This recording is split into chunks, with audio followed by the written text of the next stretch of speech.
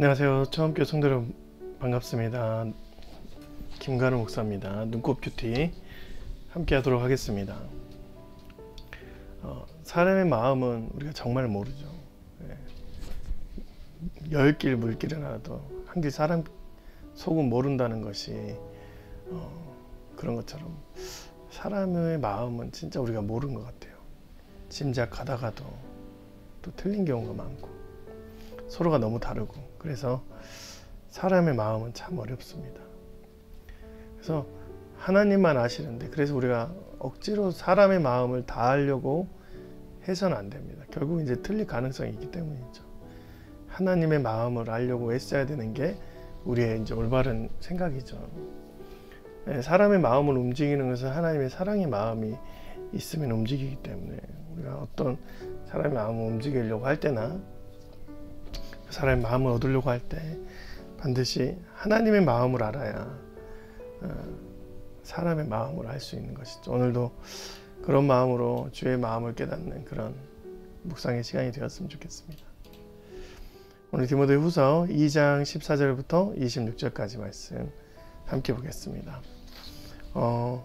바울이 디모데에게 말다툼에 대한 얘기하죠. 14절, 너는 그들로 이 일을 기억하게 하여 말다툼하게 하지 말라고 하나님 앞에서 엄히 명하라. 이는 유익이 하나도 없고 도리어 듣는 자들을 망하게 합니다. 말다툼을 한다는 말은 싸움을 한다는 거예요. 말싸움. 사소한 것들 때문에 갈등이 생겨서 말로 서로 싸움하는 현장을 말하는 것입니다. 여러분, 사람들이 원래 말을 할 때 싸우려고 하지 않아요.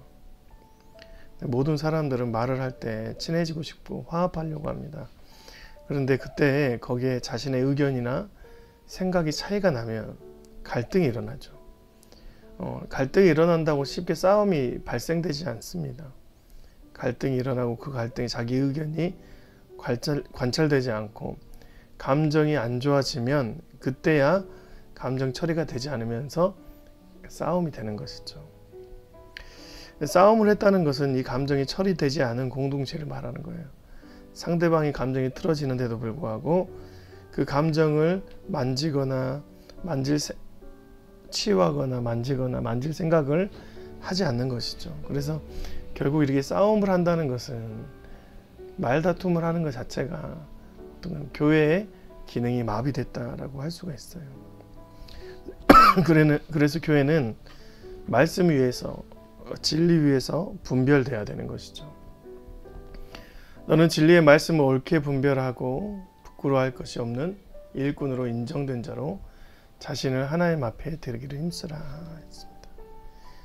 진리의 말씀을 받지 않은 자들은 마음의 상처와 감정이 컨트롤 안 될 것입니다. 그런데 하나님 앞에서 진리의 말씀을 가진 사람들은 먼저 하나님의 말씀이 되고, 내 감정과 의견은 뒤로 물러난 다음에 이 상태에서 어떤 것이 먼저인지 중요하게 된다. 그래서 그런 헛된 말들, 헛된 신화들 얘기하는 것은 마치 악성 종양 것 같다. 16절 17절, 망령되고 헛된 말을 버리라. 그들은 경건하지 아니하며 점점 나아가나니 그들의 말은 악성 종양이 퍼져나감과 같은데 그 중에 후메네오와 빌레도가 있느니라. 악성 종기, 악성 바이러스, 악성 종양, 이렇게 해석이 되는데, 약을 바르지 않으면 퍼져나가는 그런 질병과 같은 거예요. 바이러스. 망령되고 헛된 말은 하나님의 말씀을 교묘하게 비틀어서 경건하지 않도록 만들 뿐만 아니라 그 공동체에 점점 퍼지게 됩니다. 우리가 안 좋은 말을 하는 사람들은 스스로 왜 이렇게 안 좋은 말을 하지라고 우리 마음속으로 생각하는데, 그러면 안 좋은 말을 하는 사람에 대해서 우리가 영향력을 받지 않아야 되는데 오히려 그 말에 대해서 영향력을 받고 기분이 상하고 결국 그것이 우리의 생각에 되뇌이지는 것이죠.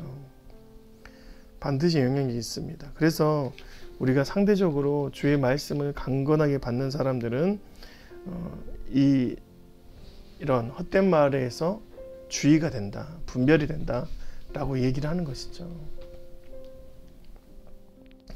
우리에게 하나님의 거룩하신 그 이름이 있습니다. 가끔은 아무것도 하지 못할 때 상태가 있어요. 내가 뭘 해야 되지? 생각도 안 나고 계획도 안 세워지고, 그럴 때 하나님께서는 자신의 이름을 부르는 자에게 그런 불의에서 떠나게 하는 역사를 주신다라고 얘기하는 것이죠. 19절 말씀, 하나님의 견고한 터는 섰으니 인침이 있어 일렀을 때 주께서 자기 백성을 아신다 하며 또 주의 이름을 부르는 자마다 불의에서 떠날지어다 하였느니라.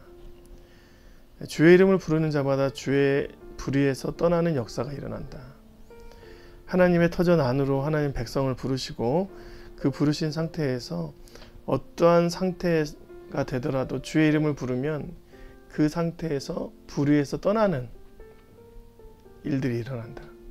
우리가 어떤 것을 다 기준을 잘 잡고 좋은 행위를 하고 거룩한 신앙의 모범을 보이는 것이 아니라, 그래야지 의로운 생활이 아니라 주의 이름을 부르는 자마다 불의가 그 상태에서 떠나가는 역사가 이루어진다.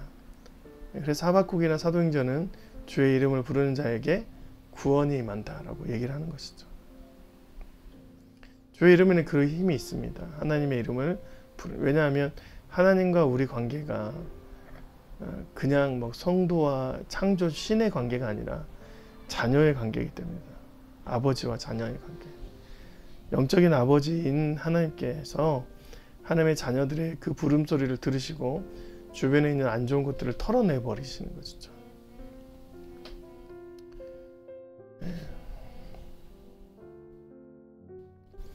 20절과 21절, 큰 집에는 금그릇과 은그릇뿐 아니라 나무 그릇과 질그릇도 있어 귀하게 쓰는 것도 있고 천하게 쓰는 것도 있나니, 그러므로 누구든지 이런 것에서 자기를 깨끗하게 하며 귀히 쓰는 그릇이 되어 거룩하고 주인의 쓰심에 합당하며 모든 선한 일에 준비함이 되리라.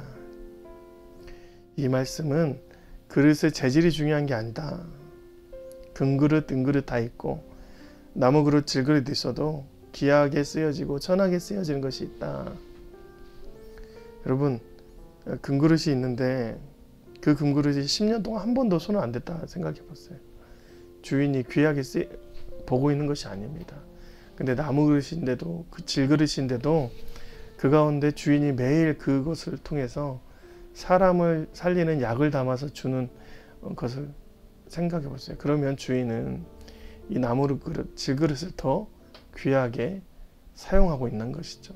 그래서 주인의 쓰심에 합당하게 그 그릇의 귀함이 결정되는 것이죠. 우리가 하나님 앞에 어떤 그릇의 재질이 중요한 게 아니라 하나님이 쓰시는 그릇이 되어야 됩니다.